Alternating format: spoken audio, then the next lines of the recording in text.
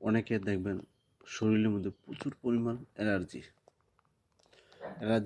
মানে মানে চুলকাইলে ছোট ছোট গোটা হয়, আবার কোনো একসময় ফুলা জায়গা, নাক দিয়ে পানি আসে, মানে খুবই একটা খারাপ অবস্থা। আপনার অ্যালার্জিটা সহজে ভালো করতে হবে। এটা হলো নিম পাতা। এরকম নিম পাতা নিয়া এটা শুকাইয়া গুঁড়া করে 50 গ্রাম মতো পাউডার নেবেন। এটা হলো কাঁচা হলুদ। এরকম কাঁচা হলুদ শুকাইয়া গুঁড়া করে 50 গ্রাম মতো পাউডার নেবেন। আর এটা হলো আমলকি।